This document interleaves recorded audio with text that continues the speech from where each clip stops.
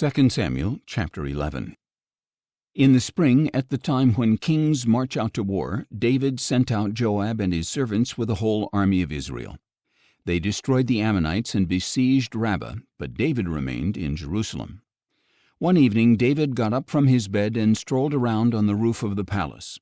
And from the roof he saw a woman bathing, a very beautiful woman.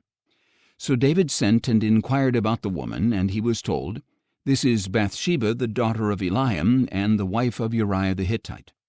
Then David sent messengers to get her, and when she came to him, he slept with her. Now she had just purified herself from her uncleanness. Then she returned home. And the woman conceived and sent word to David, saying, "I am pregnant." At this David sent orders to Joab, "Send me Uriah the Hittite." So Joab sent him to David. When Uriah came to him, David asked how Joab and the troops were doing with the war. Then he said to Uriah, "Go down to your house and wash your feet." So Uriah left the palace, and a gift from the king followed him. But Uriah slept at the door of the palace with all his master's servants. He did not go down to his house. And David was told, "Uriah did not go home." "Haven't you just arrived from a journey?" David asked Uriah. "Why didn't you go home?" Uriah answered, "The ark and Israel and Judah are dwelling in tents, and my master Joab and his soldiers are camped in the open field. How can I go to my house to eat and drink and sleep with my wife? As surely as you live and as your soul lives, I will not do such a thing." "Stay here one more day," David said to Uriah, "and tomorrow I will send you back." So Uriah stayed in Jerusalem that day and the next. Then David invited Uriah to eat and drink with him, and he got Uriah drunk. And in the evening Uriah went out to lie down on his cot with his master's servants, but he did not go home. The next morning David wrote a letter to Joab and sent it with Uriah. In the letter he wrote, "Put Uriah at the front of the fiercest battle, then withdraw from him, so that he may be struck down and killed."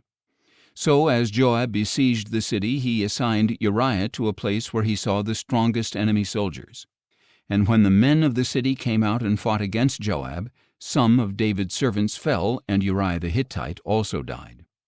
Joab sent to David a full account of the battle, and instructed the messenger, "When you have finished giving the king all the details of the battle, if the king's anger flares, he may ask you, 'Why did you get so close to the city to fight?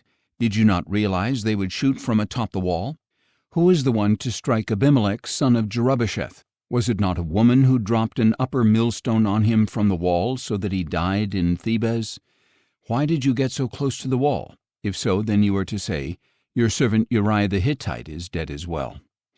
So the messenger set out and reported to David all that Joab had sent him to say. The messenger said to David, "The men overpowered us and came out against us in the field, but we drove them back to the entrance of the gate. Then the archers shot at your servants from the wall, and some of the king's servants were killed, and your servant Uriah the Hittite is dead as well."